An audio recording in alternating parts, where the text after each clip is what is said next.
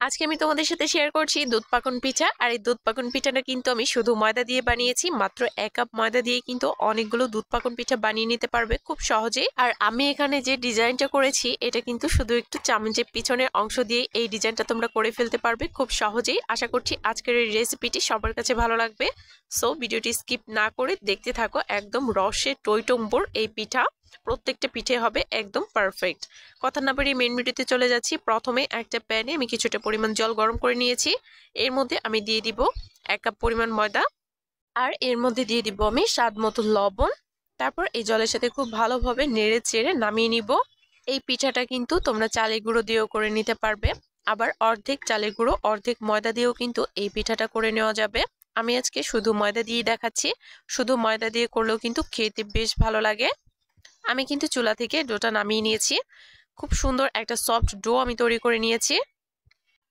আর এখন এই ডোটাকে আমি কিছুক্ষণের জন্য একটু ময়াম দিয়ে নিচ্ছি। আর এই ডোটা কিন্তু এখন পিঠা বানানোর জন্য একদম পারফেক্ট। আর দুধ পাকন পিঠার সব থেকে সহজ ডিজাইনটাই কিন্তু আজকে আমি তোমাদের সাথে শেয়ার করছি। শুধু একটা কাঁটা চামচের পিছনের অংশ দিয়ে কিন্তু আমি ডিজাইনটা করে নিব। প্রথমে হাত দিয়ে গোল শেপ দিয়ে দিয়েছি, আর তারপরে হালকা হাতে একটু চাপ দিয়ে চ্যাপটা করে নিব। তারপর কিন্তু 4 দিক থেকে কাঁটা চামচের পিছনের অংশ থেকে ডিজাইনটা করে নিব। আর এই পিঠার মাঝখান বরাবর কিন্তু একটা কাঠির সাহায্যে ফুটো করে দিব। এতে করে কিন্তু দেখতে আরো বেশি সুন্দর লাগবে। তোমরা কিন্তু চাইলে অন্য যে কোনো ডিজাইন তৈরি করে নিতে পারো। তোমাদের বোঝার সুবিধার্থে আমি আরো একটা করে দেখিয়ে দিচ্ছি। আসলে এই পিঠার ডিজাইনটা কিন্তু একেবারেই সহজ, একবার দেখলে যে কেউ বানিয়ে নিতে পারবে খুব সহজেই। আর এই পিঠাটা কিন্তু চালের গুঁড়ো আর ময়দা দিয়ে যেটা করা হয় সেটা কিন্তু খেতে বেশি ভালো লাগে। কিন্তু আমার হাতের কাছে চালের গুঁড়োটা ছিল না, যার কারণে কিন্তু আমি শুধু ময়দা দিয়ে বানিয়ে ফেলেছি। এটা খেতেও কিন্তু বেশ ভালো হয়েছে। যাই হোক, সবগুলো পিঠাই কিন্তু আমি সেম ভাবে বানিয়ে নিয়েছি। আর এখন আমি একটা পাত্রে দুধটা জাল করে নিয়েছি। খুব ভালোভাবে কিন্তু দুধটা জাল করে আমি ঠান্ডা করে নিয়েছি। এখন এর মধ্যে আমি দিয়ে দিব 1/2 কাপের মতো গুড়, আর দিয়ে দিব আমি 1/4 কাপের থেকে সামান্য একটু কম পরিমাণে চিনিটা দিয়েছি। গুড় আর চিনিটা মিক্সড করে দিয়েছি। তোমরা চাইলে কিন্তু এখানে শুধু গুড় অথবা শুধু চিনি দিয়েও করে নিতে পারো। গুড় আর চিনিটা দেওয়ার পরেও কিন্তু আমি প্রায় 5 থেকে 7 মিনিটের মতো এটাকে জাল করে নিয়েছি। এখন পিঠাগুলোকে ভেজে নেওয়ার পালা। এর জন্য একটা প্যানে প্রথমে আমি পর্যাপ্ত পরিমাণ তেল গরম করে নিয়েছি। এরপর কিন্তু এক এক করে পিঠাগুলো দিয়ে দিচ্ছি।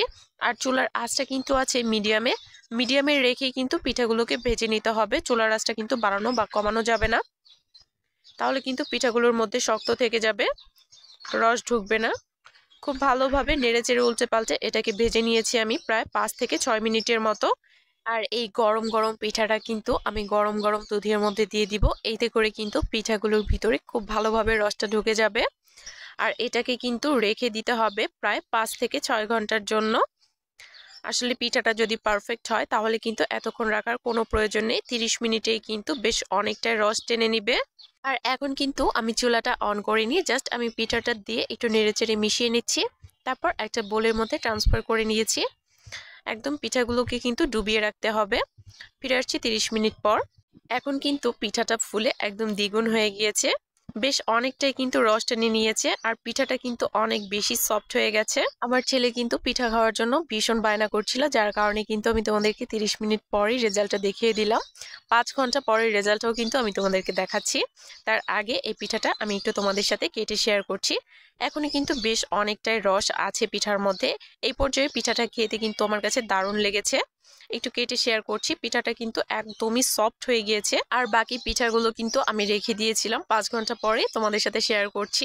এই পিঠাগুলো কিন্তু সম্পূর্ণ রসটাই টেনে নিয়েছে, একদম নরম তুলতুলে হয়ে গিয়েছে।